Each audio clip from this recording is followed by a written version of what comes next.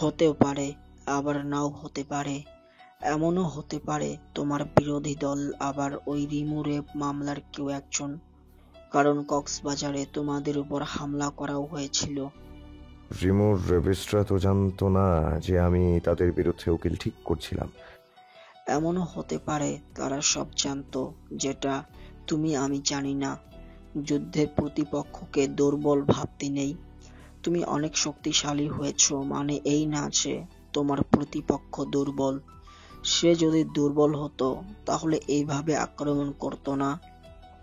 যদি এতটাই শক্তিশালী হয়ে থাকে তাহলে পেছন থেকে কোনো ছুরি দিয়ে আঘাত যদি এতটাই শক্তিশালী হয়ে থাকে তাহলে পেছন থেকে কেন ছুরি দিয়ে আঘাত করছে? সামনে এসে আঘাত করুক। এতটাই যদি সহজ হয় তাহলে মায়ামা কেন মোহনকে শাস্তি দিচ্ছে না? কারণ সবকিছু যতটা সহজ ভাবা হয় ততটা সহজ নয়। মাথা ঠান্ডা করে সবকিছু জানতে হবে। কারা তোমার পেছনে স্পাই লাগিয়েছে আর কেন লাগিয়েছে, উদ্দেশ্য কি তাদের, কি চায় তোমার থেকে। এই সব কিছু জানতে তোমার কিছুটা দুর্বল জায়গা ওদের সামনে উপস্থাপন করতে হবে, যাতে ওরা সময় বুঝে তোমার দিকে হামলা করে। আর সেই সুযোগ আমরা কাজে লাগাবো। মায়া এমনিতেও তেজি আর চঞ্চল, ওর বিষয়ে সিক্রেট থাকাই ভালো। বলা যায় না ওর সত্যিটা সামনে আসলে সবাই কি না কি করে দেয়। শাহানার সাথে আমার কথা হতো প্রায় লাস্ট কথা হয়েছিল হারিয়ে যাওয়ার 2 দিন আগে। তাই আমি চাই না মায়া আমাদের জীবন থেকে হারিয়ে যাক। বাবার রত্ন ছিলে তুমি আর মায়া। শাহানা ছিল এই বাড়ির যোগ্য উত্তরাধিকার, কিন্তু ভাগ্য তাকে ঠেলে দিয়েছে। ভাগ্যের দোষ কি দিব? তোমার কাকাই জালিম না হলে মেয়েটার স্বামীর ভালোবাসা ছাড়াও সন্তান নিয়ে পরিবার নিয়ে সুখেই ছিল। সবকিছু ওই সোনালীর নজরে শেষ হলো। কিছু বলতে গেলে অধিকার বোধের কথা শুনিয়ে দেওয়া হতো, তাই ঝামেলা না করে চুপ থাকতাম। শাহানা আমাকে বলেছিল প্রতিবাদ না করতে, সংসার আলাদা না করতে। আমি তো আগেই সংসার আলাদা করতে চেয়েছিলাম, কিন্তু শাহানা বলেছিল মায়া তোমার বউ হয়ে মোহন সর্দারকে যোগ্য জবাব দিবে। কিন্তু কি এমন হয় যে শাহানা নিজেই হারিয়ে যায়? কোথায় আছে, কি করছে, এগুলো কিছুই জানি না। মায়া তো ভুল অক্ষরেও বলবে না, কারণ দেওয়ালের কান আছে, এটা মায়ার মাইন্ডে সেট হয়ে গেছে। মায়া খুব চতুর, ও ওর ভয়ঙ্কর রূপ দেখালেও ওর সিক্রেট কাউকে জানতে দেবে না। এই সব কিছু তোমাকে বুদ্ধির সাথে সামলাতে হবে। মায়াকে উত্তেজিত করবে না। ওর পার্সোনাল ডক্টরের সাথে আমার কথা হয়েছিল, তিনি বলেছেন মায়া জীবনের বড় বড় ধাক্কাগুলো খুব অল্প বয়সে পেয়েছে। ওর ব্রেইনে অতিরিক্ত চাপ পড়ায় ওর মাথা ঠিক থাকে না, ভুলভাল কিছু একটা করে দিতে পারে। তাই ওকে ওর মতো থাকতে দিতে হবে। ও ওর মায়ের জন্য পুরোটাই সাইকো হয়ে গেছে। নিজের বলে যে একটা দাবি করে সেটা কখনোই অন্যকে পেতে দেবে না। তার প্রমাণ তো তুমি দেখেছ। তাই এমন ভাবে আমাদের চলতে হবে যেন আমরা মায়ার আসল সত্যি না জানি। I see. তো আজ তাহলে চাও তোমাদের ফার্স্ট নাইটে যদি আমার সাথে গল্প করতে করতে কাটাও, তাহলে তোমার বাঘিনী বউ এসে ছুরি দেখিয়ে তোমাকে নিয়ে যাবে। এই রাতটাও তো তার অধিকারের মধ্যেই পড়ে। হো হো করে হেসে দেয় রাজ। মাহমুদ সর্দারকে জড়িয়ে ধরে বলে, বাঘিনী বৌমার ভীতু চঞ্চল শ্বশুর। বলেই রাজ চলে যায় নিজের ঘরে। শিয়া ও হিয়া চলে গেছে। রাজ ঘরে এসে ঘর ফাঁকা দেখে অবাক হলো। চোখ বুলিয়ে ব্যালকনিতে তাকিয়ে দেখলো তার বউ ব্যালকনিতে আছে। পিছন থেকে মায়াকে জড়িয়ে ধরে রাজ। মায়া নীরব থাকে। রাজ বলে, ফার্স্ট নাইটে বউ আমার বর ছাড়া বেলকনিতে কেন? কারণ বর আমার বাসর ঘরে না থেকে অন্য ঘরে ছিল। অভিমান হয়েছে বুঝি?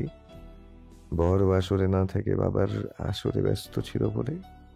মায়া উত্তর না দিয়ে আকাশের দিকে তাকিয়ে থাকে। রাজ মায়াকে কোলে করে নিয়ে আসে ঘরে। মায়াকে খাটে বসিয়ে দিয়ে বলে, হুট করে বিয়ে হওয়াতে বাসরের ঘর সাজানো হলো না। কোথায় ভেবেছিলাম ফুলে সাজানো ঘরে তোমাকে নিয়ে ভালোবাসায় পাড়ি দিব। কপাল আমার, বউ পেলাম কিন্তু বাসরটা ফুলবিহীন। বলেই এক এক পায়ে রাজ এগিয়ে আসে মায়ের দিকে। মায়ের অতি নিকটে এসে রাজ ফিসফিস করে বলে, দুষ্টুমি করবে না তো বউ? কথাটি বলতে দেরি মায়া রাজের কলার ধরতে দেরি করেনি। রাজের কলার ধরে রাজকে নিজের কাছে টেনে এনে রাজের ওষ্ঠে নিজের ওষ্ঠ মিলিয়ে দিল মায়া। কিছুক্ষণ পর রাজকে ছেড়ে দিল। রাজ বিছানায় হাত এলিয়ে শুয়ে বলে, বাসর ঘরে মন্ত্রী তার বউ দ্বারা ইজ্জত হরণ হলো, জাতি কি মেনে নিবে এই মন্ত্রীকে? বলেই মায়ার হাত ধরে টেনে নিজের উপর রাখলো। মায়া তাকিয়ে আছে রাজের চোখের দিকে। রাজ মায়ার দিকে তাকিয়ে বলে, লিপস্টিক না দিয়ে ভালোই করেছ। বউয়ের প্রথম ভালোবাসা একদম ফ্রেশ ছিল। বউয়ের ভালোবাসার জন্য এতটা ব্যাকুল? বউ যদি ভালো না বাসে তাহলে তো এই বিয়েটা পুরোটাই ব্যর্থ হতো মায়াবতী। বউকে ভালোবাসবো বলেই তো বিয়ে করেছি। বউ কিন্তু আপনার এক পিস। নিজের ভালোবাসা নিজের অধিকার নিজে আদায় করে নেয়। যেমন এখন নিলে। বলেই চোখ টিপ দেয় রাজ। মায়া স্মিত হাসি উপহার দেয়। রাজ মায়ের মুখের দিকে তাকিয়ে বলে ওঠে, এই মায়াবতী অবশেষে আমার বউ হয়েও গেল। এই শাহমীর রাজের একমাত্র রানী মেহেরুন জাহান মায়া। আপনার নো, আপনি অনলি তুমি। তোমার আমার জীবনে কেউ আসবে না ডিয়ার মন্ত্রী মশাই। গভীর রাত, প্রায় 3:30। এমন সময় ফোন ভাইব্রেট হয় মায়ার। সাথে সাথেই চোখ খুলে তাকায় ফোনের দিকে। কাঙ্ক্ষিত নাম্বার থেকে মেসেজ পেয়ে মাথা ঘুরিয়ে পাশে তাকালো রাজের দিকে। রাজ ঘুমে বিভোর। মায়ার সাথে সাথে উঠে রাজের উপর হাত দিয়ে চেক করে নিল। রাজ এখন গভীর ঘুমে আচ্ছন্ন। সাথে সাথে মেসেজ আসা নাম্বারটিতে রিপ্লাই দিল। আই এম কামিং লিখেই মায়া ব্যালকনিতে আসলো। ব্যালকনি থেকে সোজা জাম্প দিয়ে মাটিতে এক হাত ভর দিয়ে বসে পড়ল। ওই সময় মায়া ব্যালকনিতে এসে সবকিছু পরখ করে রেখেছিল। কিভাবে কি করলে রাতের বেলা এখান থেকে সে বের হতে পারবে। বাড়ির পিছনের ফুল বাগানের ভিতরে ঢুকে একটা দেওয়ালে দেখলো। দেওয়াল পেরিয়ে বের হলো বাইরে। বাইরে এসে দেখলো দুইটা গাড়ির একটাতে তারেক আর ড্রাইভার। সেখানে গিয়ে মায়া বসে পড়ে। আরেকটিতে মায়ের গার্ডস আছে। মায়াকে দেখে তারেক ড্রাইভারকে ইশারা করলো। ড্রাইভার গাড়ি চালানোতে মনোযোগ দিতে থাকে। সোনালির ঘরে বসে আছে যারা। ছড়িয়ে ছিটিয়ে আছে অশ্রু মোছা টিস্যু। এই সব কিছু যারার ব্যবহার করা টিস্যু। ঘন্টা 3 ধরে তার কান্না শুরু হলো তো থামার নাম নেই। সোনালি সান্ত্বনা দিয়ে বলেন, লিসেন, ডোন্ট বি প্যানিক। রাজ শুধুমাত্র তোমার হবে। আমরা ওই মেয়েকে রাজের জীবন থেকে সরিয়ে দেব। যারা টিস্যুতে নাক মুছে বলে, কিন্তু খালামণি, রাজ বেবি এখন তার ফার্স্ট ওয়াইফের সাথে ফার্স্ট নাইট স্পেন্ড করছে। আমার কত স্বপ্ন ছিল, আমি আর আমার বেবি ক্যান্ডেল লাইট বাসর করব, লন্ডনে হানিমুন করব, বাট মাই বেবি। বলেই কান্না শুরু করে দেয় যারা। সোনালির মাথা এবার খারাপ হয়ে গেছে। কাল থেকে নিজের বরের খোঁজ পাচ্ছে না, এখন আবার আরেকজনের বরকে ছাড়ানোর প্ল্যান করছে। মায়া এসেছে তার ফ্যাক্টরির সিক্রেট রুমে। সেখানে দুজনকে বেঁধে রাখা হয়েছে, একজন বয়স্ক লোক আর একজন যুবক। দুজনেই অজ্ঞান হয়ে চেয়ারে মাথা হেলিয়ে আছে। মায়া ইশারা করতেই মায়ের গার্ড ওদের মুখে এক বালতি পানি ঢেলে দিয়ে চলে যায়। দুজনেই ধরফড়িয়ে উঠে। যুবকটি মায়ের দিকে তাকিয়ে বলে, তুই সেই না যে আমাকে জেলে পাঠিয়েছিল? তোকে তো আমি। আবে এই কি মনে করিস নিজেকে? মায়া কাঁচা খেলোয়াড়? No no no, never. আসলে মায়া তোদেরকে একটা সুযোগ দিয়েছিল, কেন জানিস? ওরা দুজনেই মাথা নাড়ালো। মায়া ওদের দিকে রক্তচক্ষু করে বলে, তোদেরকে কেন বলবো? আমি আমার সিক্রেট আমার ভালোবাসার মানুষকেই বলি না। তোরা কিভাবে ভাবলি যে তোদের বলবো? তারপর বল, কেন মারতে চেয়েছিলে আমাকে আর আমার মন্ত্রী মশাইকে? বয়স্ক লোকটি বলে, আরে বাহ, কুলাঙ্গার ছেলে জন্ম দেবেন। আরে বাহ, কুলাঙ্গার ছেলে জন্ম দেবেন আপনি, আর খুন করবেন যারা কুলাঙ্গারকে শাস্তি দেবে তাদের। আমি যাই করি তাতে তোর কি? তোকে তো আর করিনি। তুই কেন বাহাত ঢোকাস? নাকি তোরও ইচ্ছা আছে চরিত্রের দাগ লাগানোর? বলেই বিশ্রী হেসে দিল। ঘরে মায়া একা আছে। গার্ড ওদের মুখে পানি ঢেলে চলে যায়। তাই ওদের কাউকে এই বাবা ছেলেকে দেখতে পায়নি। ঘরে তাদেরকে বেঁধে রাখা ছিল না, তাই ভেবেছে মায়া কিছুই করতে পারবে না। মায়া ওদের বাবা ছেলের বিশ্রী হাসি দেখে রেগে যায়। সাথে সাথে তেড়ে এসে ছেলেটির চুল ধরে হ্যাঁচকা টান দিয়ে বলে, কি ভাবিস তোরা মেয়েরা দুর্বল তাই মায়াও দুর্বল? আসলে এমন না। এই মায়া তোদের মতো নষ্ট লোকেদের জম। হাসছিস মন খুলে, তাই না? এবার কান্না করবি, ভিক্ষা চাইবি। বলেই মায়া লেহেঙ্গা হালকা উঁচু করে জুতার নিচ থেকে ছুরি বের করে। ছুরিটি আকারে ছোট হলেও ধারালো ছিল। বাবার সামনেই ছেলের গলায় ধারালো ছুরি দিয়ে দিল এক টান। ছেলেটির গলা দিয়ে গড়গড় করে পড়তে থাকে রক্ত। গলার শিরা কেটে ফেলেছে মায়া। বাবার সামনেই ছেলেটি ছটফট করতে থাকে। মায়া এখনো ছেলেটির চুল নিজের মুঠে রেখেছে। মুরগি জবাই দিলে যেমন মুরগির পা নিজের হাতে থাকে আর মুরগিটা লাফাতে থাকে, যুবকটিও ঠিক তেমন থাকে। ছেলেটির গলা থেকে রক্তগুলো তার শার্ট ভিজিয়ে দিতে থাকে। এইসব কিছু এক নিমিষেই হওয়াতেই টাল সামলাতে পারেনি যুবকটির বাবা। তিনি অবাক হয়ে তাকিয়েছিলেন। ছেলেকে বাঁচানোর সুযোগ সামনে থেকেও সে পেল না। মায়া তো সেই সুযোগই দিল না। আস্তে আস্তে লাফাতে লাফাতে হঠাৎ করেই শেষ হয়ে গেল যুবকটি। নিঃশ্বাসের গতি একদম নিস্তেজ হয়ে নিঃশ্বাস নিয়ে ওখানেই মারা গেল সে। একদম নিস্তেজ হয়ে শেষ নিঃশ্বাস নিয়ে ওখানেই মারা গেল সে। মায়া রক্তমাখা ছুরি হাতে নিয়ে হাসতে থাকে। ঘর কাঁপিয়ে হাসছে সে। বউ সাজেও মায়ের ভয়ঙ্কর রূপ দেখা যাচ্ছে। লোকটি এবার কাঁপছে ভয়তে। মায়া একা একটি মেয়ে হয়েও তার সামনে তার ছেলেকে এভাবে হত্যা করলো। ভয়তে কাঁপলেও সে আশেপাশে তাকিয়ে একটা লোহার রড দেখলো, যেটা দেখে সাথে সাথে হাতে নিয়ে মায়ার দিকে আঘাত করতে যায়, কিন্তু মায়ার সাথে সাথেই ধরে ফেলে রড। লোকটির হাত থেকে রড নিয়ে টান দিয়ে মায়া নিজের কাছে নিয়ে এলো রডটি ডান হাত দিয়ে ঘুরিয়ে গোল গোল করতে থাকে মায়া। লোকটির দিকে রক্ত চোখে তাকিয়ে বলে, তাকিয়ে দেখ ছেলেকে। তোর ছেলে আমার চরিত্র হরণ করতে চেয়েছিল না? আমি তোর ছেলেকেই দুনিয়া থেকে বিদায় দিয়ে দিয়েছি। এখন তোর পালা। তবে ছেলের শোকে একটু তো শোক পালন করতে হবে তোকে। সময় দিলাম তোকে। যা, ছেলের কাছে যা, একটু ছেলের জন্য কান্নাকাটি করে নে। তোদের মতো নষ্ট পুরুষ মানুষদের আবার বেশি সুযোগ মায়া দেয় না।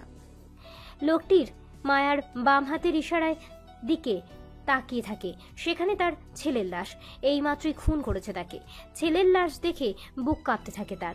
মায়া এখনো হাতের রডটি চরকির মতো ঘোরাচ্ছে। এটা যেন এখন তার নেশা। কিছুক্ষণ ছেলের দিকে তাকিয়ে কান্না করতে থাকে লোকটি। হঠাৎ করেই মাথায় অনেক জোরে আঘাত পায় সে। মাথায় হাত দিয়ে দেখে রক্ত। পিছনে তাকিয়ে দেখে মায়া রক্ত চোখে হাসছে। লোকটির দিকে তাকিয়ে মায়া বলে, বলেছিলাম না বেশি সময় দিব না? বরকে রেখে এসেছি যে, তোদের জন্য বাসর ছেড়ে এখানে আসতে হয়েছে। ছাড় দিতে দিতে এতটাই পেয়ে বসেছিলি যে আমার বিয়ের দিনটাই তোরা টার্গেট করলি আমাকে খুন করার। নেই, এবার মর তোরা। বলেই লোকটির বুক বরাবর এক লাথি ছেলের লাশের পাশে ছিটে পড়ল সে। মায়ের দিকে তাকিয়ে দেখল অগ্নিমূর্তি রূপে এক রমণী, যে দমন করেছে সকল পাপকে। লোকটি হাত জোর করে বলতে থাকে। মায়া তেরে এসে বলে, সেদিন তোর ছেলে যখন রিমুকে আক্রমণ করে তখন রিমুও হয়তো বলেছিল তাকে ছেড়ে দিতে। শুধু রিমু একা না, এই পৃথিবীতে এমন অনেক রিমুর জীবন তুই আর তোর ছেলে নষ্ট করেছিস। অনেক স্বপ্ন দেখে বিয়ের কেনাকাটা করেছিল রিমু ও তার পরিবার। প্রতিটি মেয়ের ছোটবেলা থেকে স্বপ্ন থাকে বড় হয়ে পুতুলের মতো করে বউ সাজবে, কিন্তু তোদের মতো নরপশু সেই স্বপ্ন মুহূর্তেই নষ্ট করে দিস। তোর ছেলে কি ছাড় দিয়েছিল রিমুকে? রিমু তো নষ্ট মেয়ে ছিল না, ওকে নষ্ট করেছিস তোরা। তোরা ভালো ভালো মেয়েদের কেন টার্গেট করিস বলতো? আমি তো তোদেরকে তোদের কাজের প্রাপ্য শাস্তি দিয়েছিলাম, কিন্তু তোরা উল্টো আক্রমণ করলি আমাকে। তোর ছেলে কিভাবে ছাড়া পেল? নিশ্চয়ই তোদের সেই পাওয়ার আছে, তাই তোদের মতো নষ্ট লোকেদের ছাড় দিয়ে দুনিয়া ধ্বংস করতে চাই না। এই দেশে প্রত্যেকটি ভালো মেয়ে তাদের স্বপ্ন পূরণ করার অধিকার পাবে। বাধা হয়ে দাঁড়াতে পারবি না তোরা। কোনো মেয়ের চরিত্রে কলঙ্কের দাগ লাগাতে পারবি না, আর সেই সুযোগ দেবে না তোকে মায়া। Happy birthday. বলেই মায়া তার হাতের রড দিয়ে লোকটির বুক বরাবর আঘাত করে। ঘর কাঁপানো চিৎকার দিয়ে ওঠে লোকটি। মৃত্যু যন্ত্রণা ভোগ করছে সে। মায়া বলে ওঠে, তোদেরকে আইনি শাস্তি দিয়েও ক্ষান্ত হওয়া যায় না। তোরা আইনকে নিজের আঙুলে ঘুরিয়ে নারীদের অপহরণ করে দিস। তাই আজ দেখ অন্যায় করলে কেমন কষ্ট লাগে। একজন বাবা মায়ের সন্তান যখন কলঙ্কিত হয়, সেই বাবা মা পারে না আশেপাশে মাথা উঁচু করে চলতে। এর একমাত্র কারণ তোরা। আজ ভোগ কর সেই পাপের শাস্তিগুলো। বলেই মায়া রড দিয়ে আবারও তার বুকে আঘাত করে। রড লোকটির বুকের ভিতর থেকে ভেদ করে পিছনে চলে যায়। লোকটির শরীরের রক্তগুলো ছিটকে আসে মায়ার মুখে। লোকটি আবারও চিল্লিয়ে ওঠে। ছটফট করতে করতে সেখানেই নিঃশ্বাস ত্যাগ করলো লোকটি। মায়া তাকিয়ে আছে লাশ দুইটার দিকে। জোরে চিৎকার করে ডাকলো, তারিক। ছুটে চলে আসে তারিক। মায়ার দিকে তাকিয়ে দেখতে পায় রক্তবতী এক নারী। তারিক খুশি হয় খুব। যেসব মানুষ ধর্ষণ করে আর যেসব মানুষ ধর্ষণকে স্বীকৃতি দেয় তারা সবাই নিকৃষ্ট। তারিক তাদের সহ্য করতে পারে না। মায়া তারিককে দেখে বলে, লাশ দুটোকে এমন জায়গায় মাটি চাপা দাও যাতে কেউ লাশকে মর্গে নিয়ে টেস্ট না করায়। ওকে ম্যাম, টেনশন করবেন না, লাশ আমরা সেভাবেই মাটি চাপা দিব। মায়া চলে যেতে নেয়, কিন্তু 2 পা এগিয়ে তারিকের দিকে ফিরে তাকিয়ে বলে, আর হ্যাঁ, কবর দেওয়ার আগে একটু জানাজা পড়ে নিও। জি। চলে গেল মায়া গাড়ির দিকে। মায়াকে রক্তমাখা অবস্থায় দেখে থরথর করে কাঁপছে ড্রাইভার। মায়া দেখলো তাকে, হালকা হেসে বলে, চিন্তা করবেন না আঙ্কেল, আমি মায়া এতটাও খারাপ না যে কোনো নির্দোষ ব্যক্তিকে হত্যা করব। লোকটি উত্তর দিল না, চুপ আছে সে। মায়া সিটের সামনে রাখা পানির বোতল হাতে নিয়ে মুখ ধুয়ে নিল। তারপর ড্রাইভারকে উদ্দেশ্য করে বলে, সর্দার বাড়িতে চলুন আঙ্কেল। গাড়ি চলতে শুরু করলো। সোজা সর্দার বাড়ির সামনে এসে থামলো গাড়ি। মায়া গাড়ি থেকে নেমে পুরো বাড়ির দিকে তাকিয়ে আছে। বাড়ির সামনে বড় বড় অক্ষরে লেখা সর্দার মহল। মায়া নামটার উপর হাত বুলিয়ে বলে ওঠে, আমার এক সময়ের প্রিয় মহল এখন আমার ঘৃণার মহল। সব কয়টাকে ভোগ করতে হবে। আমার মায়ের গায়ে আঘাত করা প্রতিটি ব্যক্তিকে আমি রক্তের বন্যায় ভাসিয়ে দিব। পথের বাধা হয়ে যদি শাহমীর রাজ আসে তো তাকেও আমি শেষ করে দিব। বলেই চোখের পানি ফেলে মায়া। আবারও বলে, আমি পারবো না আমার রাজাকে মারতে। ভাগ্য যেন আমাকে সেই দিনে নিয়ে না আসে। আমার পথের কাটা হয়ে না, আমার পথের গোলাপ হয়ে চাই আমার মন্ত্রী মশাইকে। বলেই বাড়ির দিকে ঢুকে যায় মায়া। দেওয়াল টপকে ঢুকে পড়ে সে। তারপর ব্যালকনির পাইপে উপরে ওঠে। এখন প্রায় ভোর রাত। মায়া ভেবেছিল রাজ এখনো ঘুমে, কিন্তু না, রাজ বসে আছে খাটে। মায়া ঘরে ঢুকে অবাক হয়ে তাকিয়ে আছে। মায়ের উপস্থিতি অনুভব করলো রাজ। ঘুরে তাকায় মায়ের দিকে। বসে থেকেই নরম সুরে বলে, আমাদের প্রথম রাত্রি যাপন কি মধুর হতে পারতো না? ফিচেল হেসে মায়া বলে, আজ আমার কর্মে মায়াবতী শব্দটা মুখ থেকে প্রকাশ পাচ্ছে না, তাই তো? রাজ মায়ের কাছে আসে। মায়ের হাত উঁচু করে পকেট থেকে রুমাল বের করে মায়ের হাত মুছতে মুছতে বলে, রক্তবতীকে ভালোবেসেছি আমি, কিন্তু তাই বলে আজকের রাত? আজ তো আমাদের জীবনের স্পেশাল রাত ছিল। ওরা আমাদের মারতে চেয়েছিল। আপনি জানেন, আজ আপনি আমাকে কিডন্যাপ না করলে আজ আমি জীবিত থাকতাম না। আমার গাড়িতে বোম ফিট করে রেখেছিল। শুধু তাই না, রিমুকে সহ আমার ফ্যাক্টরির কয়েকটি মেয়ের দিকে ওদের নজর ছিল। আমার লোকেরা ওদের ফলো করেছিল, তাই ওদের আটকে রেখেছে। ওদেরকে আইন শাস্তি দিতে পারেনি। তাহলে কেন আমি তাদেরকে ছেড়ে দিব? ওদের শাস্তি তো কালকেও দিতে পারতে। দেরি যে আমার সহ্য হয় না মন্ত্রী মশাই। দেরি করতে গিয়ে যে আমি আমার সর্বস্ব হারিয়ে ফেলি। আর কিছু হারাতে চাই না আমি। অন্তত অতগুলো মেয়ের পরিবারের হাহাকার সহ্য হতো না আমার। আপনার আমার সুখের মুহূর্ত অনেক হতো, কিন্তু আজ রাতে যদি অন্য মেয়ের ধর্ষণ হতো তাহলে যে কাল তাদের পরিবার সমাজের কাঠগড়ায় দাঁড়াতো। বলেই ডুকরে কেঁদে ওঠে মায়া। রাজ মায়াকে নিজের সাথে জড়িয়ে নেয়। মায়ার মাথায় হাত বুলিয়ে বলে, শান্ত হও মায়াবতী। আমি তো শুধু চেয়েছিলাম আজকের দিনটি তুমি আমার সাথে স্পেশাল ভাবে থাকো। আমি তুমি একসাথে থাকলে তো রিমুর মতো মেয়েরা অশান্তি ভোগ করত।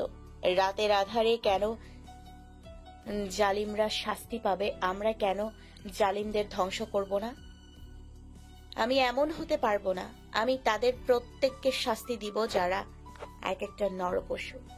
রাজ মায়ের দিকে তাকিয়ে বলে, সবকিছুই ঠিক হয়ে যাবে, কিন্তু মায়াবতী, কয়জন জালিমের নিঃশেষ করতে পারবে তুমি? যে কয়জন আমার সামনে আসবে তাদের প্রত্যেককে। পাগলি মায়াবতী। বলেই মায়াকে নিয়ে বিছানায় শুয়ে দেয়। মায়ের চোখে পানি। রাজ সেগুলো নিজের ওষ্ঠ দিয়ে শুষে নেয়। তারপর বলে, আমার মায়াবতীর চোখের পানি আমার কাছে সবচেয়ে মূল্যবান সম্পদ। মূল্যবান সম্পদ সবসময় নিজের কাছে গোপন রাখতে হয়। এভাবে সব জায়গায় প্রকাশ পেলে তো লোকে মূল্যহীন করে দেবে। রাতের অন্ধকারের সাথে সাথে কি আমার জীবনের অন্ধকার কেটে যাবে? মায়াবতীর অন্ধকার জীবনকে আলোকিত করতেই তো এই মন্ত্রী মশাইয়ের আগমন। মায়া এবার খুশি হয়। রাজের গালে হাত দিয়ে রাজের ললাটে ভালোবাসার ছোঁয়া দেয় মায়া। বলে, আমাকে এভাবেই ভালোবাসবেন মন্ত্রী মশাই।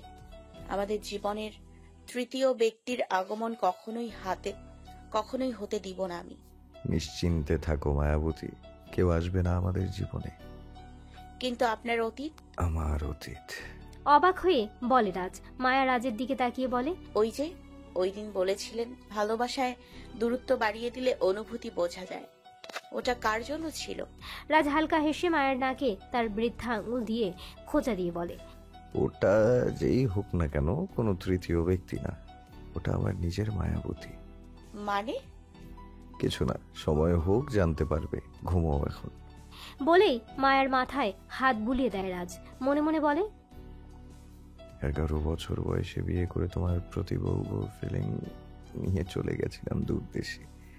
ভালোবাসার জন্ম না নিলেও তখন হয়েছিল ভালো লাগার জন্ম। বাবার দাদুর বলা আদেশ নিষেধ মেনেই তোমাকে বউ হিসেবে পেয়েছি আমি। দেশে আমার বউ আছে বলে অন্যদিকে মন না দিয়ে বউয়ের অপেক্ষায় থেকে নিজের স্বপ্নকে পূরণ করেছি। কিন্তু বউ আমার জানতেই পারলো না। তার মন্ত্রী মশাই তার থেকে দূরত্বে থাকার কথা বলতেছে। এই যে পূর্ণ বয়সে এসেছিলাম যোজন যোজন দূরে, এটাকে আমাকে পুড়িয়েছে ক্ষণে ক্ষণে।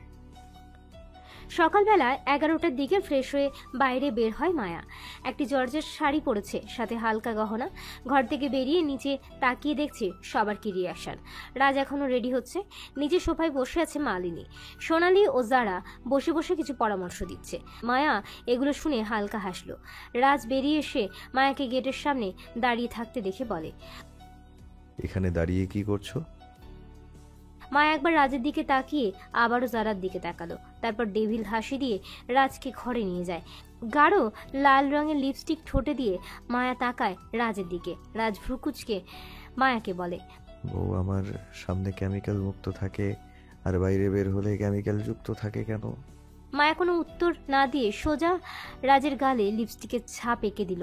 মেঘনা চাইতে জল পেল রাজ, তাই সে কিছুক্ষণ অবাক হয়ে তাকিয়েছিল। মায়া বলে, চলুন আমার সাথে। রাজ কিছু বলার আগেই মায়া রাজের হাত ধরেই নিয়ে যায় নিচে। সিঁড়ি দিয়ে নামার সময় রাজ সোফায় বসা সবাইকে দেখে বলে, আমার ইজ্জতের ফালুদা এভাবে না করলে কি হতো না বউ? মায়া বড় বড় চোখ করে তাকিয়ে থাকে রাজের দিকে। রাজ ভয় পাওয়ার অভিনয় করে বলে, ওকে ওকে, আমার বউ আমাকে যেভাবে সাজাবে আমি তেমনই থাকবো। মায়াও রাজকে নিচে নামতে দেখে সবাই তাকিয়ে থাকে। যারা রাজের গালে লাল লাল লিপস্টিক দেখে আহত সুরে বলে, ও বেবি, তোমার স্কিনে লাভ স্পট শো হয়ে আছে। রুদ্র খোঁচা মেরে বলে, যেটা তোর দেওয়ার ইচ্ছা ছিল। যারা আহত কণ্ঠে বলে, ইয়া। মায়া তার কাজে সফল, তাই এখন সবাইকে দেখিয়ে নিজের শাড়ির আঁচল দিয়ে রাজের গাল মুছতে মুছতে বলে, এভাবে বউয়ের দেয়া উপহার সবার সামনে প্রকাশ করতে নেই। আপনার নেকু মায়ের হার্টে লাগে তো। মালিনী তেরে এসে বলেন, মুখ সামলে বলো, আমার কেন কষ্ট হবে? এই যা, আমি আপনার কথা কখন বললাম?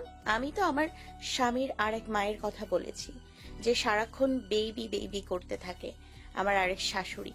মাহমুদ সর্দার রুম থেকে মাত্র বের হলেন। এমন কথা শুনে ওনার বিষম ক্ষেপ পেল। খুক খুক করে কেসে ওঠেন তিনি। শিয়া ও হিয়া হেসে দেয়। রাজ মাহমুদ সর্দারের দিকে তাকিয়ে বলে, মাহমুদ সর্দার চোখ রাঙিয়ে বলে,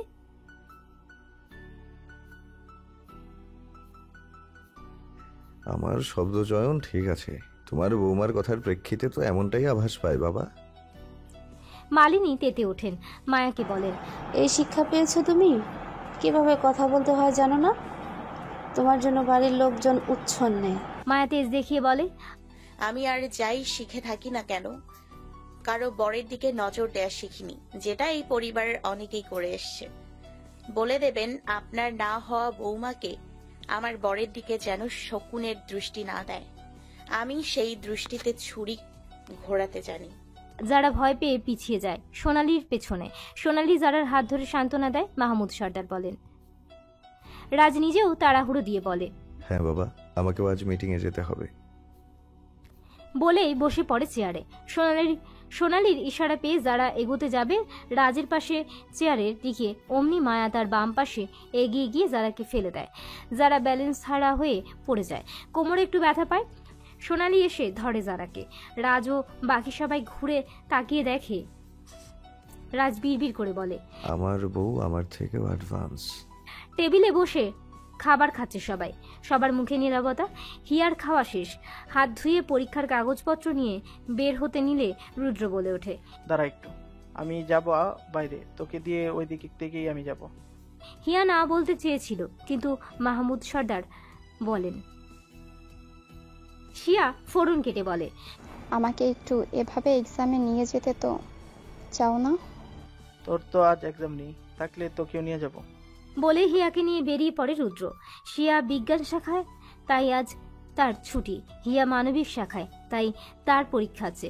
গাড়িতে বসে হিয়া ও রুদ্র। হিয়া বিড়বিড় করে পড়াগুলো মনে করার চেষ্টা করে। রুদ্র বলে, এত প্যারা নিচ্ছিস কেন? তুই তো এমনি তো ভালো রেজাল্ট করবি না, আর তোর ভালো রেজাল্ট না হলেও আমার সমস্যা নেই। হিয়া চশমা ঠিক করে বলে, আপনার সমস্যা আছে কিনা নেই তা দিয়ে আমি কি করব রুদ্র ভাই? এই ভাই শব্দ তোকে কে বলতে বলছে? চাচাতো ভাইকে ভাই বলবো না, তোকে দাদু বলে ডাকবো? দিলে তো আমার প্রেমিক মনের 12টা বাজিয়ে। কোথায় ভাবলাম একটু মিষ্টি মিষ্টি কথা বলে এটা অনুভব করব। কি বলুন তো, আপনার সাথে থাকলে আমার মুখ থেকে মিষ্টি মধুর আলাপ আসবে না। তাহলে কার সাথে থাকলে আসবে?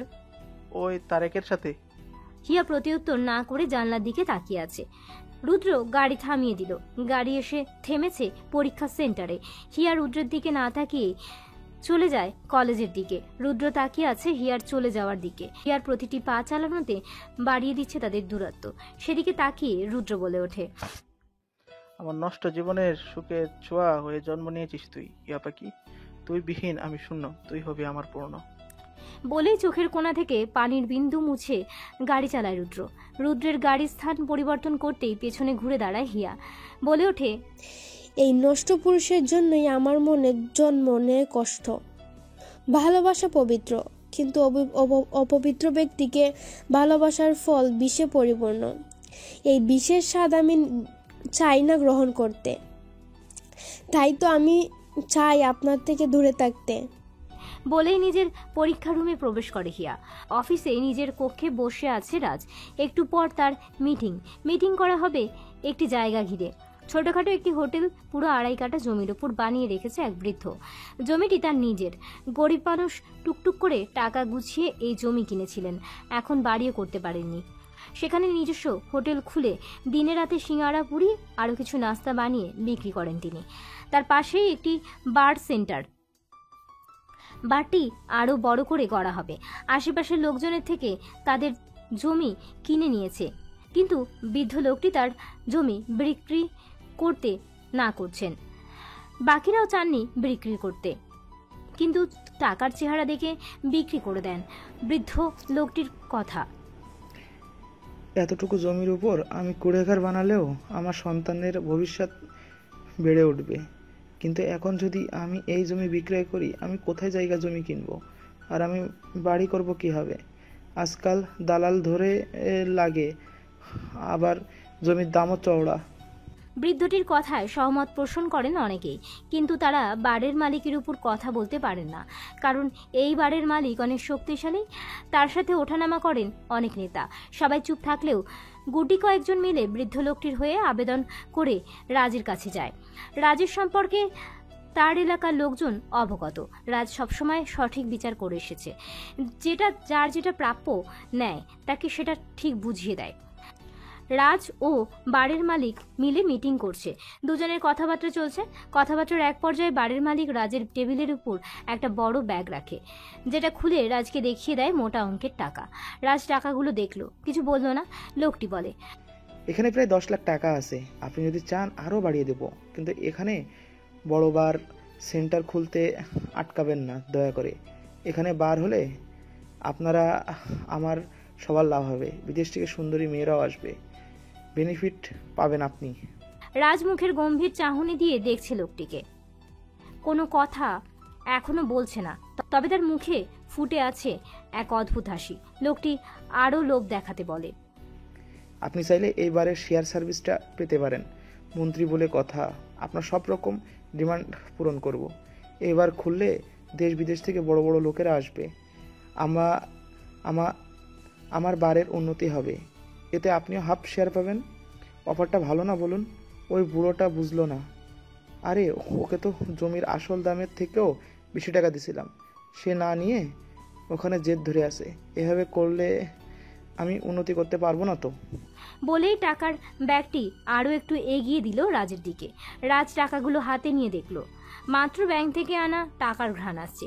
লোকটি রাজের দিকে তাকিয়ে জয়ের হাসি দিতে থাকে, কিন্তু হঠাৎ রাজ টাকাগুলো ব্যাগে রেখে টেবিলের উপর জোরে শব্দ করে দুহাত ভর করে দাঁড়িয়ে পড়ে। লোকটি একটু অবাক হয়। রাজ ঠোঁটে হাসি বজায় রেখে লোকটির দিকে এগিয়ে আসে, লোকটির কলার চেপে ধরে টানতে টানতে নিয়ে আসে বাইরে। মুখে তার কাঠিন্য ভাব। অফিসের বাইরে সাংবাদিক ঘেরাও করেছিল। এই যে বার সেন্টারের জন্য এক বৃদ্ধকে প্রতিদিন আতঙ্কে থাকতে হয়, এটা পুরো মিডিয়াতে জানাজানি হয়ে গেছে। বারের মালিককে টানতে টানতে বাইরে ধাক্কা দিয়ে ফেলে দেয় রাজ। সাংবাদিক এগুলো দেখে এগিয়ে আসে, ভিডিও হতে থাকে রাজের এই কর্ম। সাংবাদিক মাইক ক্যামেরা নিয়ে রাজের সামনে আসতেই রাজ চেঁচিয়ে বলে ওঠে, কোনো প্রকার ঘুষ এই স্বামীর রাজ গ্রহণ করে না। এই লোক আমাকে টাকার ঘুষ দেখিয়ে বার ওপেনিং করতে চায়। আপনারা বলুন কি করা উচিত এই লোকটাকে? একজন গরিব লোক ওই এলাকায় টাকা জমিয়ে অল্প সংখ্যক জায়গা কিনে নেয়, শুধুমাত্র নিজের পরিবারের একটা ভবিষ্যৎ গড়ে উঠবে। কিন্তু এই লোভী মানুষ তার সুখ কেড়ে নিতে ব্যস্ত। এই স্বামীর রাজ কারো হকের দিকে নজর দেয়নি, আর দিবেও না। আপনারাই বলে দিন, কারো কষ্টের গড়া সম্পদের দিকে হাত বাড়ানো কি উচিত? সবাই চিল্লিয়ে বলে ওঠে। রাজ সবাইকে উদ্দেশ্য করে বলে, উনি জনগণের কষ্টের সম্পদ নিজের শক্তি দ্বারা একা দাপট দেখিয়ে ব্যবহার করতে চায়। আপনারা তো অসংখ্য মানুষ, আপনাদের কি একত্রিত হয়ে লড়াই করার অ্যাবিলিটি নেই? আপনারা এক হয়ে যদি এই শক্তিশালী লোকদের দিকে রুখে দাঁড়ান, তাহলে তো এরা নিজেদের শক্তি দেখাতে পারবে না। আপনারা আজকাল কি করেন? কারো কোনো ক্ষতি হলে ভিডিও করে তার ভাইরাল করেন, কিন্তু এই ভিডিও না করে একটু সময় মতো প্রতিবাদ করলে আজ মানুষ ক্ষতির দৃশ্য না দেখে অন্যায় থেকে প্রতিরোধের দৃশ্য দেখত। আপনারা সবাই সুবিধাবাদী, কেউ একটু আগ বাড়িয়ে সাহায্য করেন না, বরং নিজে ভিডিও করে নিজেদের অনলাইন ইনকামের ব্যবস্থা করেন। আপনাদের কমেন্ট বক্সে দেখা যায় কত মানুষের হাহাকার, কত মানুষ আমাদের নেতাকে গালাগালি করেন তো কেউ দেশের আইন নিয়ে। কিন্তু আপনারা কি করেন? একবারও কি এগিয়ে এসেছেন বাঁচাতে? এই বৃদ্ধটিকে যে 2 সপ্তাহ ধরে উত্ত্যক্ত করা হয়, এটা কি কেউ একবারও প্রতিবাদ করেছিলেন? করেননি। বরং ওই হোটেলে প্রতিদিন সবাই নাস্তা করে চুপ করে বেরিয়ে আসতো। সবারই আলাদা আলাদা স্বার্থের টান আছে। আপনারা নিজেরাও নিজের স্বার্থে ওখান থেকে সরে যান, কারণ প্রতিবাদ করলে তো আপনিও পড়তে পারেন কোনো বিপদের মুখে। এখন আমি আপনাদের বলছি, আপনারা সবাই মিলে শাস্তি দিন এই লোকটাকে, যাতে করে আর কোনোদিনও আপনাদের সামনে দাপট দেখাতে না পারে। আর হ্যাঁ, আপনাদের জমি আপনাদের থাকবে। এখানে আছে হাজারো গরিব কর্মীদের পরিশ্রমের ফল। দিনে এনে দিনে খাওয়া লোকদের হক এটা। উনি সেই হক নষ্ট করতে চেয়েছিল, তাই আপনারা এখন তাকে শাস্তি দেবেন। সবাই মিলে হাত তালি দিয়ে মারতে শুরু করে বারের মালিককে। সাংবাদিক ভিডিও করতে থাকে। বাইরে রৌদ্রের তাপ বেড়েছে। রাজের মুখের সামনাসামনি স্থির হয়ে আছে সূর্য। দূরে থাকা সূর্যের তাপ রাজের মুখে এসে ঘাম সৃষ্টি করেছে। সাদা পাঞ্জাবি পরা রাজের পিঠ ঘেমে একাকার। হঠাৎ অনুভব করলো একটি হাত তার আঁচল দিয়ে মুখ মুছে দিচ্ছে রাজের গাল। রাজ হালকা তাকিয়ে দেখলো হাতের মালিককে। হাতের মালিক আর কেউ নন, মায়া। রাজের ঘাম নিজের আঁচল দিয়ে মুছে মিষ্টি হেসে বলে, আমার জনাব দেখছি অন্যায়ের প্রতিবাদ করতে গিয়ে ক্লান্ত হয়ে গেছে। তার এই ক্লান্তিতে একটু প্রশান্তি দিতে চাই তাহারা জনাবরা। রাজ স্মিত হেসে তাকিয়ে থাকে মায়ার দিকে। মায়া রাজের মুখের ঘাম মুছে দিতে থাকে। দুজন সাংবাদিক রাজ ও মায়ার এই মুহূর্তটি ক্যাপচার করে নেয়। তারা প্রশ্ন করে, স্যার এন্ড ম্যাম, আপনারা মাইন্ড না করলে বলবেন আপনাদের মধ্যে কি সম্পর্ক? রাজ মায়ার হাত কাঁধে হাত রেখে বলে, she is my beloved wife. সবাই অবাক হয়ে তাকিয়ে থাকে। প্রশ্ন করে, আপনারা কবে বিয়ে করেছেন? কাল। রিসেন্টলি পার্টি অ্যারেঞ্জ করা হবে, কিন্তু আমার বোনের পরীক্ষা চলছে, তাই আপাতত এটা নিয়ে তোলপাড় করতে চাই না। বোনদের পরীক্ষা শেষে আমরা ধুমধাম করে আয়োজন করে আপনাদের দাওয়াত দিব ইনশাল্লাহ। সবাই হাততালি দিয়ে কংগ্রাচুলেশন জানিয়ে দেয়। টিভিতে ফুটে উঠেছে মায়া ও রাজের এই মুহূর্তগুলো। লোক জানাজানি হয়ে গেল মায়া ও রাজের বিয়ে নিয়ে। টিভিতে মায়া ও রাজের এই নিউজ দেখার সাথে সাথেই মস্তিষ্ক ফাঁকা হতে থাকে এক আগন্তুকের। রিমোট ছুঁড়ে মারে টিভির দিকে। নিজেরকে হিংস্রভাবে তৈরি করেছে। সামনে থাকা ছোট টেবিলের 2 হাত রেখে বলে। মিডিয়ার লোকজন চলে যাওয়ার পর রাজ ও মায়া তার অফিস রুমে ঢুকে পড়ে। মায়ের দিকে তাকিয়ে রাজ বলে, তা হঠাৎ বরকে মিস করছো যে? মায়া কল করতেই রুমে খাবার বক্স নিয়ে হাজির হয় তারেক। খাবারটি দিয়ে চলে যায় সে। মায়া টেবিলে থাকা খাবারের দিকে ইশারা করে বলে, বিয়ের দ্বিতীয় দিন আজ। স্বামী মহাশয় না হয় ব্যস্ত মানুষ, কিন্তু স্ত্রীত্ব তার নিজস্ব দায়িত্ব আছে। আমি আমার স্বামীর সাথে বিয়ের প্রথম দিনগুলো সুন্দরভাবে কাটাতে চাই, তাই লাঞ্চ নিয়ে এসেছি, একসাথে খাবো বলে। বাই এনি চান্স মায়াবতী কি আমার প্রেমে পড়েছে? কেন, নিজের স্বামীর প্রেমে পড়া কি অপরাধ? একদমই না, বরং স্বামীর প্রেমে পড়া প্রত্যেক স্ত্রীর নিজস্ব এক দায়িত্ব। ইয়েস, তাহলে শুরু করা যাক। বলেই মায়া খাবারগুলো বাড়তে থাকে। দুজন মিলে খাওয়া দাওয়া করে একসাথে গাড়ির ফ্রন্ট সিটে হেলান দিয়ে লম্বা করে শুয়ে আছে তারেক। সাউন্ড বক্সে বাজতেছে গান। গানের তালে কল্পনা করছে পুরানো অতীত।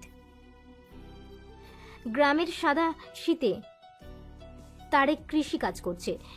হাঁটু ফাঁকা রেখে লুঙ্গি উঁচু করে গুটিয়ে রাখা আছে। কোমরে গামছা বেঁধে রেখেছে আর গায়ে নরম পাতলা সাদা গেঞ্জি। রৌদ্রের তাপে পুড়ে শরীর ঘেমে একাকার। তারেক দেখতেই এমনিতেই কালো, আর এই কড়া রৌদ্রে যেন তাকে আরো পুড়িয়ে দিচ্ছে। হঠাৎ দুপুরবেলা না খেয়ে পরিশ্রম করতে থাকে সে। হঠাৎ দূর থেকে কানে ভেসে আসে একটি মধুর ডাক। তারেক তাকিয়ে দেখল সেদিকে। পঞ্চদশী এক কন্যা, সুতির কাপড়ের ফ্রক পরে আছে, 2 পাশে বিনুনি। পরি দূর থেকে দৌড়ে দৌড়ে বলতেছে, কালাচাঁদ, ও কালাচাঁদ, তোমার লাইগা খাওন আনছি, খাইবা না? তারেক সরল সহজ হাসি দেয় পরির দিকে তাকিয়ে। পাশে থাকা 2-1 সঙ্গী মজা করে বলে, ওই দেখো কালাচান, তোমার হোর পরে আইছে, যাও যাও খাইয়াও। তারেক গামছাটা কোমর থেকে খুলে হাত মুখ মুছে এগিয়ে আসে পরির দিকে। পরি বলে, কি এত কাম করো তুমি? খালাম্মা আমারে খালি পাঠায়, তুমি যাইতে পারো না বাসায়? তারেক পরির মাথায় আলতো চাটি মেরে বলে, তুমি যে আমারে দেখবার লাইগা ছুইটাও, এইটা আমি খুব ভালো করে জানি। হোদায় নাটক করো লাগতো না। পরি একগাল হেসে দেয়, বলে, খালি আমি তোমারে দেখবার চাই, তুমি চাও না বুঝি? চাই তো। আচ্ছা দাও, খাওন দাও। আশেপাশে লোকজন দেখতেছে তোমারে। গ্রামের পোলারা শকুনের নজর দেয়, তোমার দিকে দেখো না। মাথায় কাপড় দিয়ে চলবা, আর একা একা এত বাইর হবা না। আচ্ছা ঠিক আছে, নেও এবার খাইয়া লও। তারেক গামছা দিয়ে বাঁধা টুপলা খুলে দেখে তাতে গরম ভাত ও মাছের ঝোল। আরাম করে খায় সে। পরির দিকে তাকিয়ে জিজ্ঞাসা করে, তুমি খাইছো দুপুরে? না, বাড়ি যাইয়া খামু, মা মাংস রাঁধছে। আমার মাংস কই? আমগো বাড়ির মাংস তোমারে দিমুকে, খালাম্মা যা রাঁধছে তাই দিয়া পাঠাইছে, এগুলি খাও। আমাগো মতো গরিব ঘরে তোর কষ্ট হইব হরপুরি। তুই খাস মাংস আর আমি খাই পুঁটি মাছ, এটা তো আকাশ পাতাল তফাৎ। হুনো কালাচান, আমি পুঁটি মাছ খাইয়েও থাকতে পারমু, তোমারে ভাবতে হইব না। আরো কিছু কল্পনা করতে যাবে, ঠিক তখনই তারেকের ফোনে মেসেজের শব্দ আসে। ফোন হাতে নিয়ে দেখে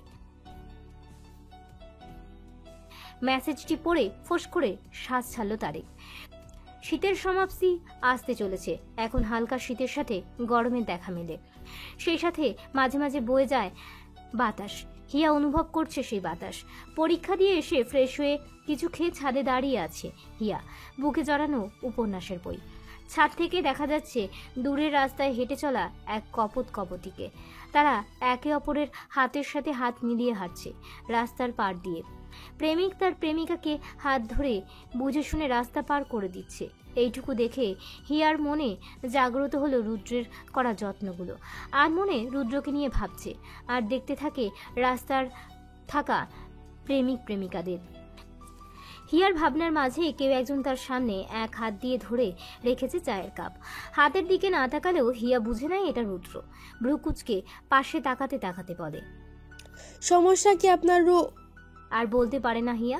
আজকে রুদ্র না, আজকে চা নিয়ে এসেছে মায়া। হিয়া মায়াকে দেখে রুদ্রের নাম আর পুরোপুরি তুলল না। মায়া হিয়ার দিকে তাকিয়ে একগাল হেসে বলে, আমাকে বুঝি পছন্দ না? হিয়া অপ্রস্তুত হয়ে উত্তর দেয়, এমন না ভাবি, তোমাকে আমার খুব পছন্দ। আমি তো ভেবেছিলাম অন্য কেউ। এই অন্য কেউ কি তোমার কাছে খুব স্পেশাল? হিয়া মায়ার দিকে তাকিয়ে মাথা নাড়িয়ে বলে, না, স্পেশাল কিছু না। মায়া রাস্তার দিকে ঘুরে তাকায়, হিয়াকে উদ্দেশ্য করে বলে, কখনো কাউকে মন থেকে ভালোবেসেছো? না। বেশো না। ভালোবাসা খুবই খারাপ একটা শব্দ। যার জীবনের সাথে গেঁথে যায় তার মনকে খুব করে পোড়ায়। তুমি আর ভাইয়া তো একে অপরের জন্য পাগল। যেভাবে এন্ট্রি নিলে আমাদের মহলে। ভালোবাসা হারাতে চাই না, তাই আঁকড়ে ধরে রাখার প্রচেষ্টা। তুমিও এমন করতে পারো যদি তোমার ভালোবাসাকে নিজের অতি নিকটে করতে চাও। আমি কাউকে নিজের করে পেতে চাই না, আমি মুক্ত পাখির মতো উঠতে চাই। খুব ভালো ডিসিশন। তোমার ভাই আর আমি সব সময় তোমার পাশে আছি।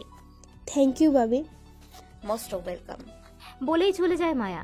মায়া নিচে নামতেই সিঁড়ির নিচে এসে দাঁড়িয়ে পড়ে, কারণ সদর দরজার দিয়ে রুদ্রের সাথে প্রবেশ করছে মোহন সর্দার। মায়া ছলো ছলো নয়নে তাকিয়ে আছে সেদিকে। মায়াকে দেখে ক্ষেপে যান মোহন সর্দার, তেড়ে এসে বলে, তুমি আমার বাড়িতে কি করো মেয়ে? মায়াও কম কিসে, সেও তেজি সুরে বলে, মাইন্ড ইওর ল্যাঙ্গুয়েজ। এটা আমার শ্বশুর বাড়ি, আপনার তামাশা দেখানোর জায়গা নয়। আমাকে মেয়ে নয়, এই বাড়ির বড় বউ বলে সম্মান করুন। মোহন সর্দার ভ্রু কুচকে বলেন, কে এই বাড়ির বড় বউ?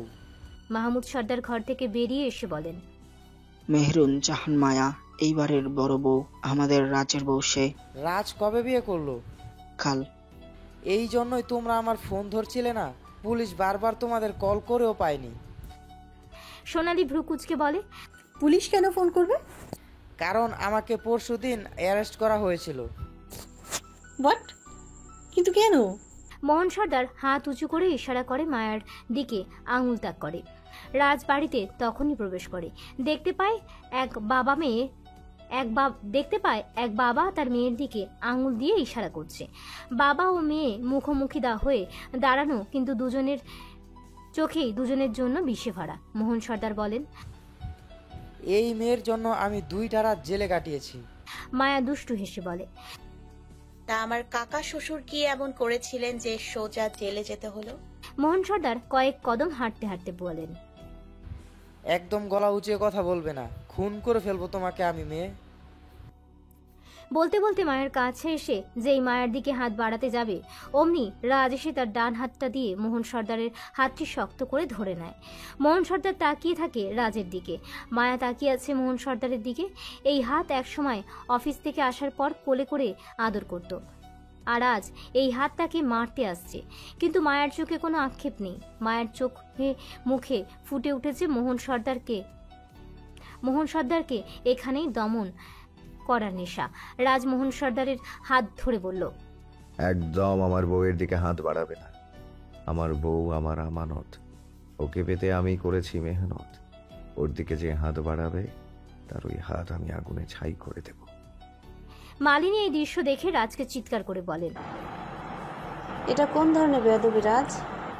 তোমার কাকা হয়, তার সাথে অসভ্য ব্যবহার করছো এক বাইরের মেয়ের জন্য? মায়া কাঠিন্য চোখে পরখ করে নেয় সবাইকে। এক পাশে মালিনী, সোনালি ও জারা, আর এক পাশে শিয়া, হিয়া, মাহমুদ সর্দার। মাঝখানে মায়া ও মোহন সর্দার, মাঝে দেয়াল হয়ে আছেন রাজ, আর তাদের সোজা পকেটে হাত দিয়ে দাঁড়িয়ে তামাশা দেখছে রুদ্র। রুদ্রের মুখেও এক রহস্য হাসি। রাজ কিছু বলতে যাবে তার আগে মায়া বলে, বাড়ির বউকে কিভাবে সম্মান করতে হয় এটা এই বাড়ির গুরুজনেরাই জানে না, ছোটরা কি শিখবে? আর আপনি আমার কাকা শ্বশুর, আমার কাজ স্পয়েল করার শাস্তি তো পেলেন, এবার আমাকে মারতে আসলে তার ফল কিন্তু খুব খারাপ হবে। আমি মায়া ছেড়ে দেওয়ার পাত্রী না। সবাই তাকিয়ে দেখছে। যারা ফিসফিস করে সোনালির কানে কানে বলে, এই মেয়েকে কিভাবে আমার বেবির থেকে আলাদা করবে? সব হবে, সময় সুযোগ একবার হলেও হবে, ডোন্ট ওয়ারি। মায়া সবার দিকে তাকিয়ে আবারও বলে, এই বাড়ির পক্ষ থেকে আমার গায়ে যদি একটা আঁচড় লাগে তো আমি তার নামে মামলা করে দিব। সেই ক্ষমতা আমি নিজে অর্জন করে রেখেছি। বলেই উপরে চলে গেল মায়া। মোহন সর্দারের হাত ছেড়ে দিল রাজ। তারপর বলে, বউ আমার সেই ঝাঁঝের, বেশি মাখামাখি করতে যেও না, গাছ চলে যাবে। কথাগুলো বলেই রাজ ঘুরে তাকালো মালিনীর দিকে। তাকে উদ্দেশ্য করে বলে, আমি এই বাড়ির ছেলে আর মায়াবতী আমার বউ। সেই সূত্রে এই বাড়ির বউ মেহেরুন জাহান মায়া। ওকে বাইরের মেয়ে নয়, বরং এই বাড়ির বউ বলে সম্মান দাও। দেখবে ও তোমাদের রাজার হালে রাখবে। বলে রাজ চলে যায় নিজের ঘরে। শিয়া ও হিয়া একে অপরের দিকে চাওয়াচাওয়ি করে রুদ্র শীষ বাজাতে বাজাতে উপরে চলে যায়। রুদ্রের শীষ বাজানোটা যেন বিশ্বের মতো লাগছে মোহন সর্দারের কাছে। ল্যাপটপে বসে কাজ করতে থাকে মায়া। ল্যাপটপে চোখ থাকলেও কিবোর্ডে রাখা আঙুলগুলো তার কাজ করছে না। রাজ রুমে এসে দেখতে থাকে মায়ার মনোভাব। কোনো মেয়ে কি পারবে বাবার থেকে এমন আচরণ সহ্য করতে? কখনোই না। মায়া তো সেখানে পুরোটাই আলাদা মস্তিষ্কের। ল্যাপটপ অন করেও চুপচাপ ল্যাপটপের দিকে তাকিয়ে আছে। অন্য কোনো দিকে তার মনোযোগ নেই। রাজ ফ্রেশ হয়ে এসে টাওয়াল গলায় ঝুলিয়ে রেখেই দেখতে থাকে মায়াকে। অবশেষে মায়ার পাশেই বসে ল্যাপটপ বন্ধ করে দেয়। মায়ের ঘোর কাটে। পাশে তাকিয়ে দেখে রাজ ফ্রেশ হয়ে এসেছে মাত্র। মায়ের চোখের দিকে তাকিয়ে আছে রাজ। মায়ের গালে হাত রেখে বলে, দুর্বলতা আমাদের আসল শত্রু, এটাকে মনে বিরাজ করে রাখতে দিই। মায়া রাজের চোখে চোখ রেখে বলে, আমি দুর্বল নই। সময় তোমাকে দুর্বল করে দেয়, সেই সময়টিকে দুর্বলতা নয়, মনের জোর দিয়ে লড়াই করো। একটুতেই মাথা গরম না করে ঠান্ডা মস্তিষ্কে লড়াই করতেও তো পারো। ঠিক বলেছো তুমি। আমি ঠান্ডা মস্তিষ্কে লড়াই করব। রাজ মায়ার মুখ নিজের কাছে আরো একটু এগিয়ে নিয়ে আসে। তারপর মায়ার মুখ তার চোখ দিয়ে বিচরণ করতে থাকে। আমার মায়াবতী তুমি, যার মধ্যে আমি আমার পুরো অস্তিত্বকেই দেখি। যদি এই অস্তিত্বকে হারিয়ে ফেলো, যার রন্ধ্রে রন্ধ্রে আমার অস্তিত্বের বসবাস, সে কিভাবে যায় হারিয়ে যেতে দিব না আমি তাকে। এই মায়াকে চিরতরে নিজের কাছে রেখে দিতে পারবে তো? কেন পারবো না? চিরতরে নিজের করতেই তো মায়াবতী আছে আমার সাথে পবিত্র বন্ধনে। সারা জীবনের জন্য নিজের সাথে পবিত্র করে রেখেছি তোমাকে। কি করে হারিয়ে যেতে দেই সেই সম্পর্ককে? কোনো কিছু না বলে এক নিমিষেই রাজের বক্ষে নিজের মাথা এলিয়ে দেয় মায়া। রাজু নিজেও একটু সুখ খুঁজে পেল। মায়ার মাথায় হাত বুলিয়ে বলে, আমার এক টুকরো সুখ তোমার মিষ্টি আলিঙ্গন করে মায়াবতী। আমিও তোমার বক্ষে নিজের সুখ খুঁজে পাই মন্ত্রী মশাই। ঘরে এসে মাথায় হাত দিয়ে বিছানায় বসে ফোঁসফোঁস করছেন মোহন সর্দার। সোনালি পাশেই বসে আছে, কোনো কথা বলছে না। নীরবতা ঘিরে গিয়েছে তাদের মুখ পানে। কিছুক্ষণ নীরবতা পালন করে মোহন সর্দার বলেন, যেই মেয়েটির জন্য আমি জেলে 2 রাত কাটিয়েছি, সেই মেয়ে এই বাড়ির বউ, এটা আমাকে মেনে নিতে হবে। সোনালি কিছু একটা ভেবে বলে ওঠে, আচ্ছা, তোমার এই জেলে যাওয়ার পর ওদের বিয়ে, কোনোভাবে এটা ওই মেয়ের প্ল্যান না তো? কি বোঝাতে চাও? ভালো করে ভেবে দেখো। রাজ ও মায়া চট্টগ্রামে ফিরেছে পরশুদিন। ওই দিন রাতে তোমাকে অ্যারেস্ট করা, তারপরের দিনই ওদের বিয়ে। এটা কেমন যেন ইচ্ছাকৃত তোমাকে ট্র্যাপে ফেলানোর মনে হচ্ছে। তোমার কথাতে তো এমনটাই প্রকাশ পাচ্ছে। যদি এমন কিছু হয়েই থাকে তাহলে ভুগতে হবে ওই মেয়েকে। তোমার ভাইয়ের ছেলে থাকতে কি আর সেই সুযোগ পাবে? তার থেকে তো ভালো হবে এমন কিছু করা যাতে ওই মেয়েকে রাজ নিজে ঘাড় ধাক্কা দিয়ে বের করে দেয়, আর তারপর তুমি ওই মেয়েকে যা খুশি করো। রাজ কি চাইবে ওই মেয়েকে নিজের জীবন থেকে দূর করতে? এমন কোনো ওয়ে তো দেখছি না। আছে গো আছে, আমাদের বড় ভাবি। এই মেয়ের নামে বদনামগুলো এমনভাবে সাজিয়ে বলেছি যে এখন সেই মেয়েকে সহ্যই করতে পারবে না। আর যে মেয়ে বাড়িতে আসার পর থেকে এক এক ঝামেলা তৈরি করেছে, সে কি করে শাশুড়ির মন পায়? বড় ভাবির মনে জায়গা করে নিয়েছে। কিন্তু চিন্তা করো না। মোহন সর্দার খুশি হলেন স্ত্রীর কথায়। সোনালি অনেক পাকা খেলোয়াড়। শাহানা পারভিনকে তো এইভাবেই এক বাড়ি থেকে বের করে সবার মন জয় করে আছে। মালিনী ব্যাগ প্যাক করেছে। মাহমুদ সর্দার সেদিকে তাকিয়ে আছেন, কিন্তু কিছু বলছেন না। মালিনী অভিমানী সুরে বলেন, আমি কাল এই বাড়ি থেকে চলে যাব। ভালো থেকো তুমি আর তোমার সন্তানেরা। মাহমুদ সর্দার স্মিত হেসে বলেন, এই বাড়িতে তুমি শুধু সর্দার বংশের বউ হওয়ার আশা এসেছিলে, কিন্তু আমার ছোট রাজের মা হতে পারোনি। এতগুলো বছর পর আমার ছেলেটা কিছু চাইলো, আর এতেই তোমার সমস্যা। সৎ মা হলে এমনটাই তো হবে। মালিনী ঘুরে দেখালেন মাহমুদ সর্দারের দিকে, বলেন, আমি রাজের সৎ মা। ওর কি কোনো দায়িত্ব পালন করিনি আমি? কখন পালন করেছো? আমি তো দেখিনি। রাজের জ্বর আসলে মাকে খুঁজতো, তুমি তো রাজের জন্য ডাক্তার এনেই দায়িত্ব শেষ করে দিতে। কিন্তু গভীর রাতে বাসায় ফিরে দেখতাম শাহানা আমার ছেলের পাশে রাত জেগে সেবা করেছে, রাজকে গল্প শুনিয়ে ঘুম পাড়িয়ে দিচ্ছে। বিয়ের আগে তুমি বলেছিলে আমার রোহিণীর কোনো ত্রুটি তুমি রাজের মধ্যে রাখবে না, রাজের মায়ের দায়িত্ব তুমি পালন করবে। কিন্তু আমি কখনো তেমনটি দেখিনি তোমার মাঝে। হ্যাঁ, তুমি সবাইকে এই বাড়িতে প্রত্যেককে সম্মান দিয়েছ। এই বাড়ির বিপদের সময় আমাদের টাকা ইনভেস্ট করে উপকার করেছিলে, কিন্তু আমার রাজ কি পেয়েছিল? তার মাকে। তোমার বাবার টাকা আমরা বিয়ের 1 মাস আগেই ফেরত দেই। টাকার বিনিময়ে কিন্তু আমাদের বিয়ে হয় না। বিয়েটা হয় তুমি ডিভোর্সে ছিলে আর আমার রোহিণী মারা যায়, তাই তুমি রোহিণীর রূপটাই পেয়েছ, কিন্তু কখনো রোহিণী হয়ে উঠতে পারোনি। আমার ছেলেটা তারপরও তোমার প্রতি কোনো আক্ষেপ রাখেনি। আমি কোনোদিন মুখ ফুটে বলিনি একটু খাইয়ে দাও রাজকে, একটু খোঁজ নেও রাজের, কারণ আমি আর রাজকেও চাইনি তুমি নিজেকে আমার দ্বিতীয় বউ মনে করো। কিন্তু আজ তোমার ব্যবহারে এটা প্রকাশ পেল, তুমি আমার রাজকে কখনো ভালোবাসোনি। আর তুমি কি পেরেছো আমাকে ভালোবাসতে? রোহিণীর মতো আমার রূপ বলেই তো আমার সাথে বিয়ে করতে রাজি হয়েছিলে। আমরা যদি যমজ বোন না হতাম, তাহলে হয়তো আমার আজ তোমার সাথে বিয়েটাও হতো না। বোনের স্বামীকে বিয়ে করেছি এমন ফিল নিয়ে এসেছিলাম এই বাড়িতে। সবাইকে বুঝে উঠতে আমারও তো সময় লাগতো। তারপরও তোমার মা বাবার মন জয় করার চেষ্টা করেছি। আমি যেমন রাজের পারফেক্ট মা হতে পারিনি, ঠিক তুমিও আমার পারফেক্ট স্বামী হতে পারোনি। শিয়া ও হিয়াকে আনার আগে একবারও নিজ থেকে আমার কাছে আসোনি তুমি। সোনালির সাহায্য ছাড়া আমি তোমার দ্বারা একটি সন্তানও পেতাম না। আমি তোমার মতো আমার সন্তানদের আলাদা করে দেখিনি। তুমি শুধু সোনালির ইশারায় চলেছ, ওর মাধ্যমে ঔষধ নিয়ে আমার খাবারে মিশিয়ে আমার কাছে এসেছ, কিন্তু স্ত্রী হয়ে স্বামীর মন জয় করতে পারোনি তুমি। রাজ তোমার একার ছেলে, কিন্তু শিয়া ও হিয়া আমাদের দুজনের। সেক্ষেত্রে তোমার আর আমার নজর তো ফারাক থাকবেই। তাহলে আমার ছেলের চা পাওয়াতে তোমার তো কোনো অভিযোগ থাকার কথা না। আমার ছেলে একজন প্রতিষ্ঠিত মেয়েকে বিয়ে করেছে। তোমার চাওয়াকে প্রায়োরিটি দিয়ে আমার ছেলে জলে ভেসে যাবে, এটা আমি চাইবো না। আচ্ছা, তবে এটাই শ্রেয়। আমি চলে যাচ্ছি তোমাদের মাঝখান থেকে।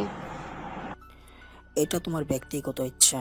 এমনিতেও আমার জীবন দীর্ঘায়ু হয়ে এসেছো তুমি, কিন্তু আমার মনের মাঝে নিজের জায়গা করে নিতে পারোনি তুমি। শেষের কথাটি কাটার মতো মনে গেঁথে গেল মালিনীর। রোহিণী ও মালিনী 2 যমজ বোন ছিলেন। রোহিণীর সাথে মাহমুদ সর্দারের প্রণয়ের বিয়ে হয়। সুখেই ছিল 2 পরিবার নিয়ে তারা। তাদের সুখের জীবনে চাঁদের আলোর মতো চিকচিক করে ওঠে রাজ। তাদের পূর্ণ সংসার।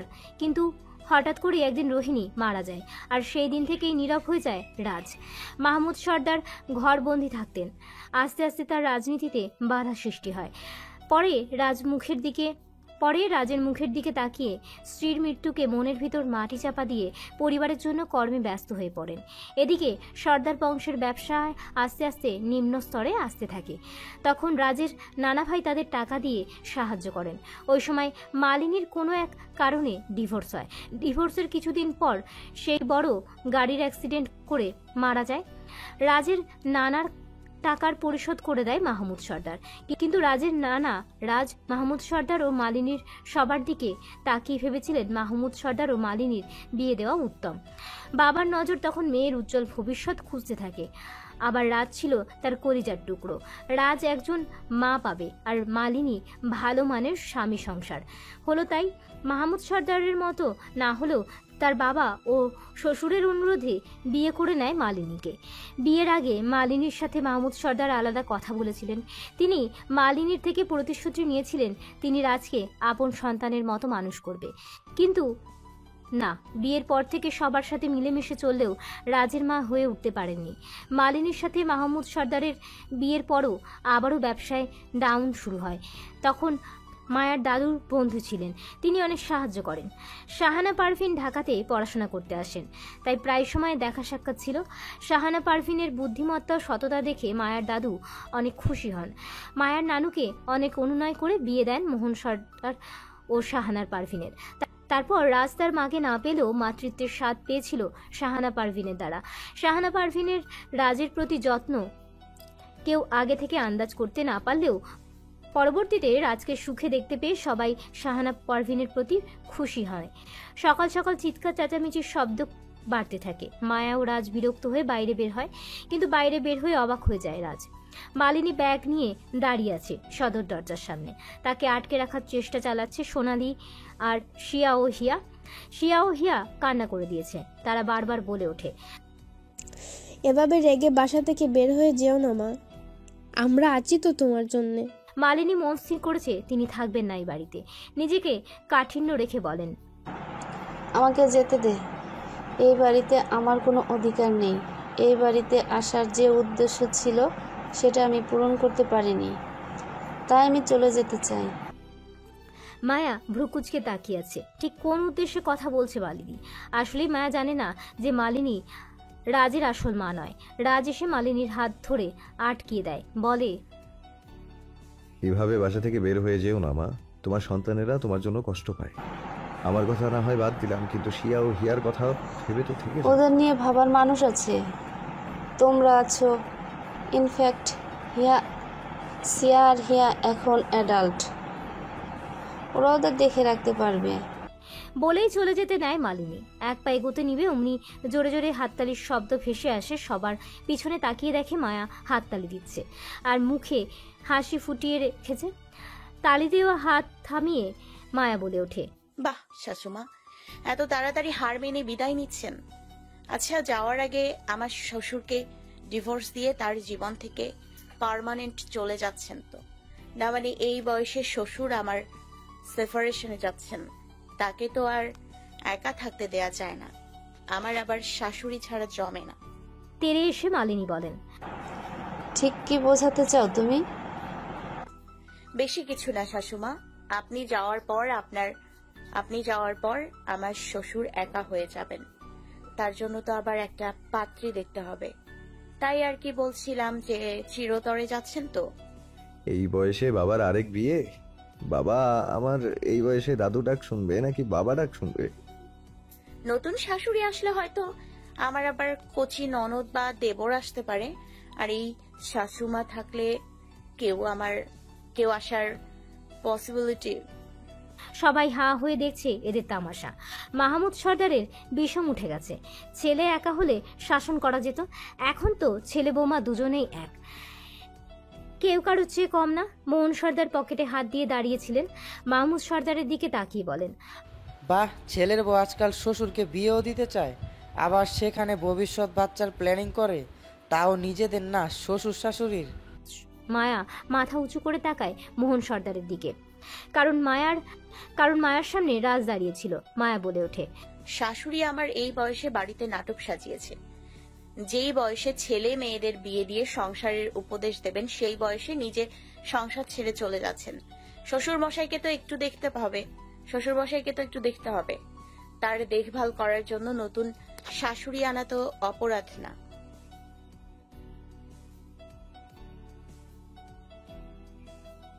দাদু ডাক শোনার বয়সে এসে নতুন করে বাবা ডাক শুনবে তুমি? এর থেকে লজ্জাজনক বিষয় দুনিয়াতে আর কি আছে? লোকে আঙ্গুল উঁচিয়ে বলবে, ওই দেখো মন্ত্রী শাহমীর রাজের বাবার দাদু বয়সে এসে ছেলে হয়েছে। মান সম্মান বলতে কিছু থাকলো না।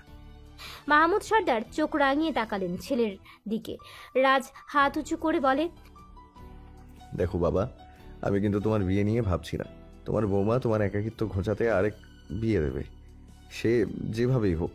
তাই বলে পুরনো বউ নিয়ে থাকবে নাকি এই বউ বিদায় দিয়ে নতুন বউ আনবে?